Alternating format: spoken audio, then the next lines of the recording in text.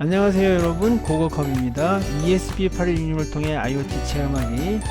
지금까지는 IoT 체험을 지난 시간에 한번 해보셨고요. 오늘은 이제 실제 별도의 장비를 스스로 만들어서 본인 스스로 만들어서 그 장비가 세계 어디에서든지 간에 사용할 수 있도록 해보는 시간을 갖도록 하겠습니다. 네, 굉장히 재미있는 시간인데요.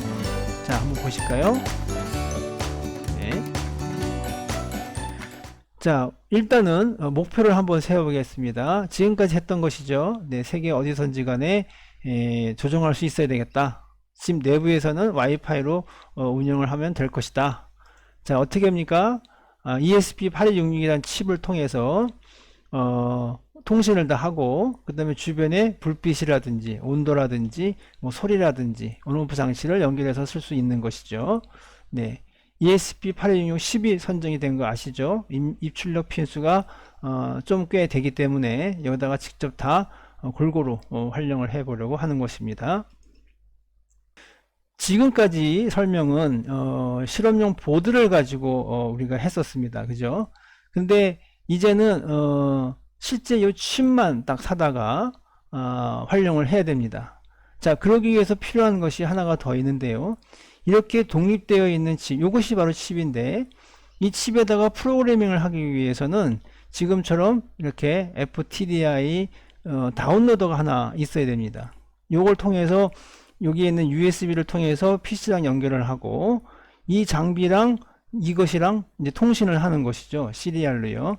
그래서 프로그램이 내려가기도 하고, 시리얼 모니터로 보기도, 디버깅을 위해서 보기도 하고, 이런 것입니다. 그래서 실제 한 3,000원 되는 이 부품과 한 4,000원 되는 이제 툴이죠. 일종의 장비죠. 예, 구매를 해 보시면 될 것 같고, 그 이외에 이제 릴레이라든지 이런 부품들은 이제 별도가 있고요. 네. 자, 대략 그림이 이제 그려집니다. ESP12를 통해서 핀수가 많으니까 불도 하나 켜고, 어떤 불을 켜볼까요? 네오픽셀이죠. 네, 한 선만 줘도 여러 개의 불빛을 필 수 있는 그런 LED죠.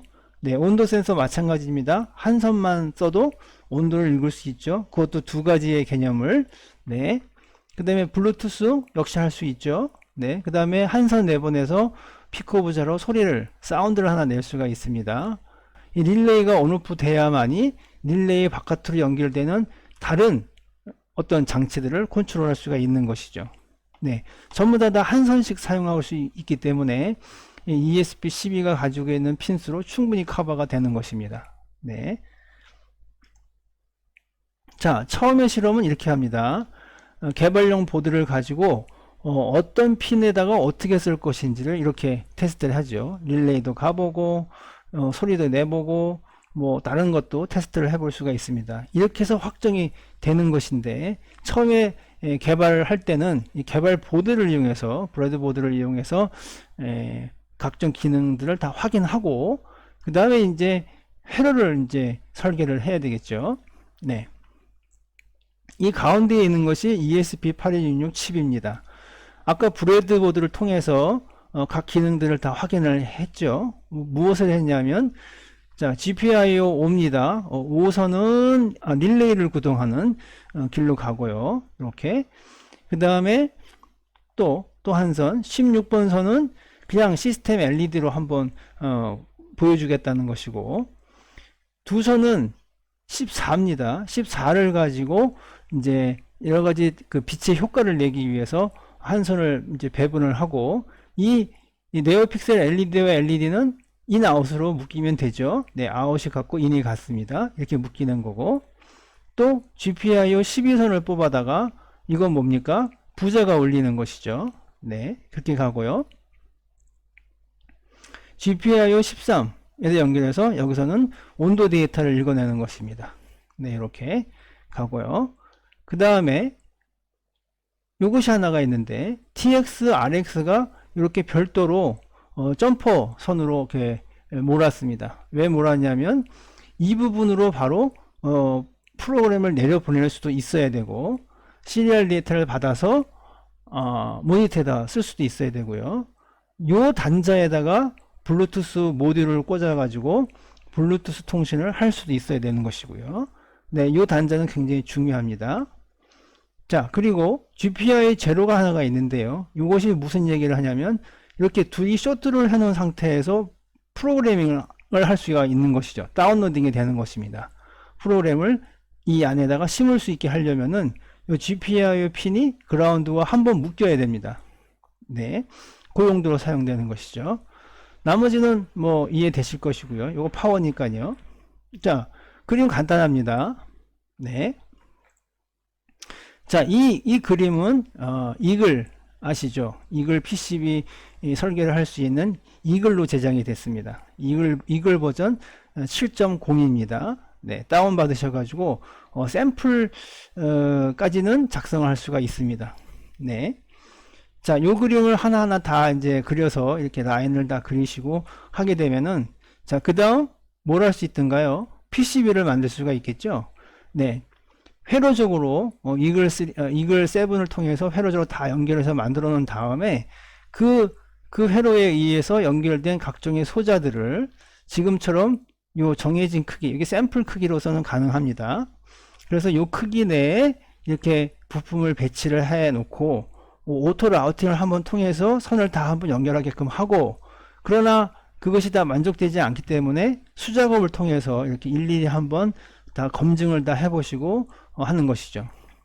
그 크기를 줄이기 위해서 SMD를 할 수 있도록 줄였습니다. 네, 그 사이즈들요, 저항이라든지 또 콘덴사라든지, 그래서 좀 줄였습니다. 네. 자, 요 하드웨어 설계하는 부분과 PCB 설계하는 부분은 이글 CAD로 작성을 하게끔 되었는데요. 이 사용하는 방법에 대해서는 인터넷을 통해서 다른 강좌를 통해서 익혀주시기 바라겠습니다.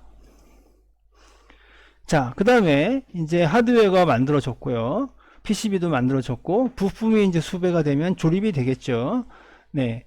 자, 그러려면은 그 하드웨어를 동작할 수 있는 프로그램이 이제 있어야 되는데, 자, 지금 대략의 순서들을 보고 계십니다. 자, 일단 시작을 했다. 그럼 각종 초기화를 하게 되겠죠. 그 다음에 ESP8266 칩은 그 모드가 정해져야 됩니다. 최초에 사용되는 그 IP 어드레스를 모르기 때문에 제가 한번 설명드린 것 같은데, AP 모드라는 게 있어서 스스로 그 SSID를 낼 수 있죠. 그래서 AP 모드다. 그러면 그쪽으로 가서 초기 화면을 내주고 패스워드라든지 DNS 각종 정보를 받은 다음에 리부팅을 시켜서 세팅을 딱 해갖고 EEP롬에다가 그 데이터를 집어넣으면, 그래놓고 다시 시작이 되면 그 EEP롬에 있는 내용을 읽어다가 이제 어느 SSID에 이제 접속을 해야 된다는 걸 알기 때문에 요번에는 이제 1로 빠지겠죠. 네. 그래서 이제 와이파이에 실제 커넥션을 하고, 설명드렸었던 이제 인터넷에서 시간을 읽어다가 자체 시간을 세팅을 해 놓습니다. 자, 그러면 그 시간에 의해서 이 시분할로 여러 가지 일들을 해야 되기 때문에 필요한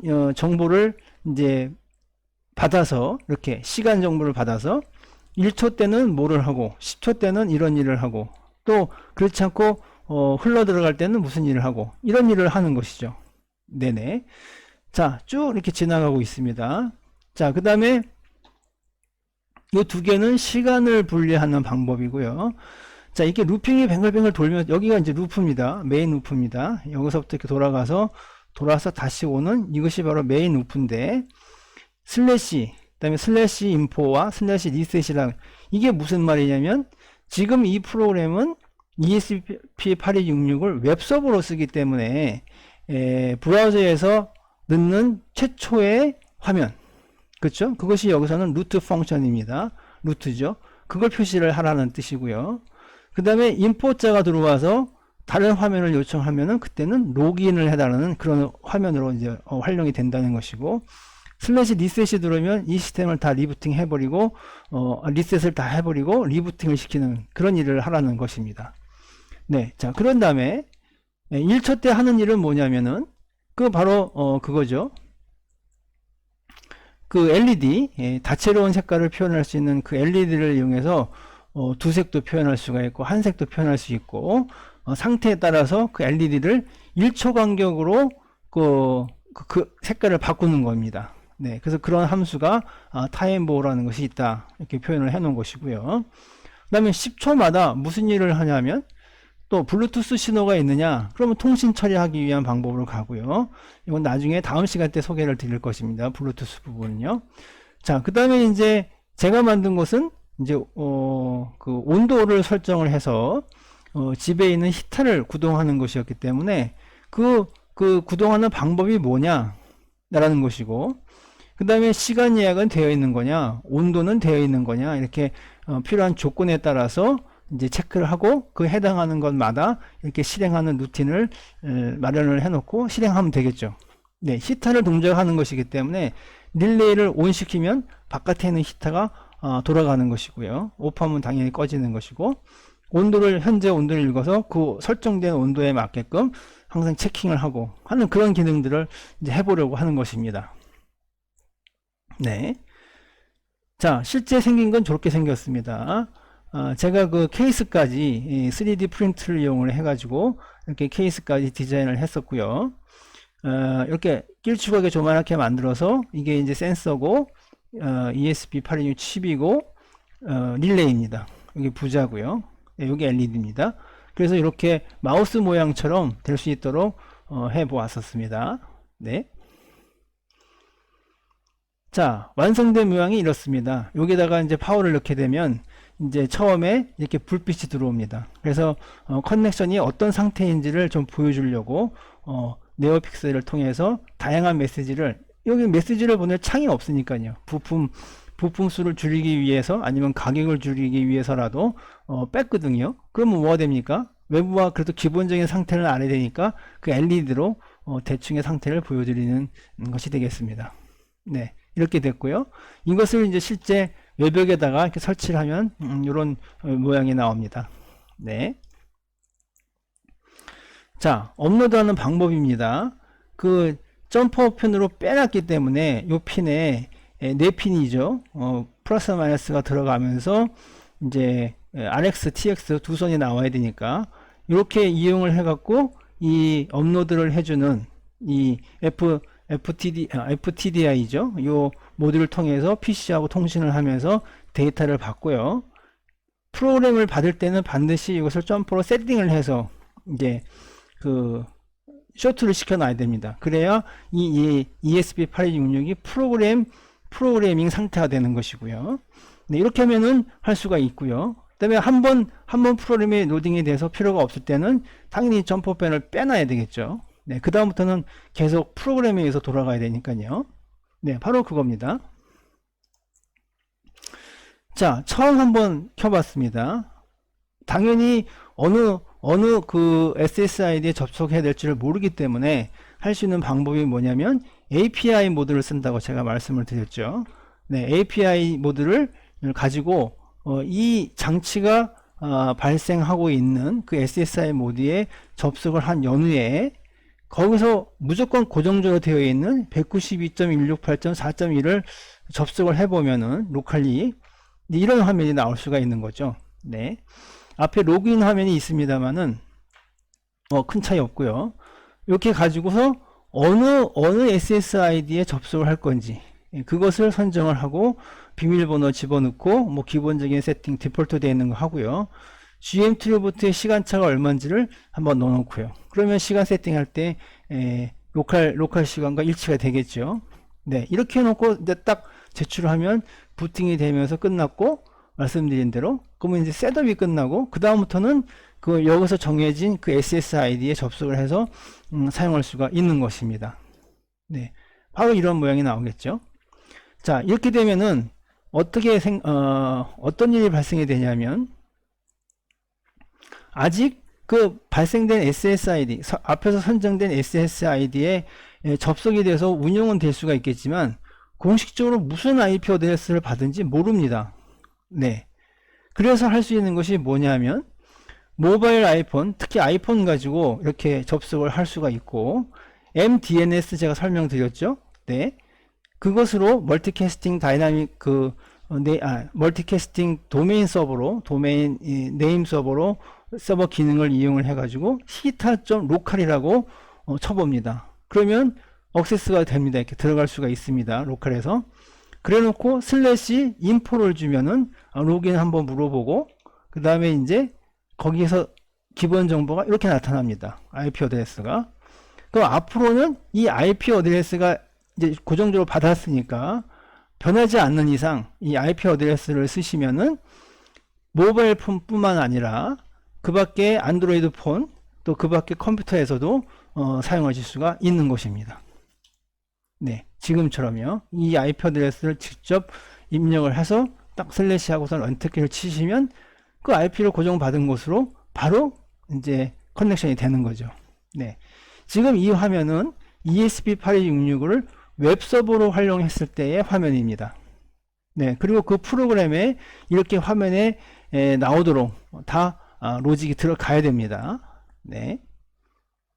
네, 이해되시겠죠? 예, 온도를 설정할 수가 있고, 분단이 좀 갭이 있지만 설정할 수가 있고, 또 타임을 줘서 특정 시간대에 어떻게 해라 이렇게 할 수 있고, 뭐 다 할 수 있습니다. 네. 자, 어떻게 보셨습니까? 네. 네, 지금까지 상황을 동영상으로 한번 보시고요. 네, 좀 더 이해가 되실 수 있을 것입니다. 동작 상황을요. 자, 그리고 다음 시간대에 또 다른 주제를 가지고 좀 더 이해가 되도록 설명해 드리도록 하겠습니다. 네, 감사합니다.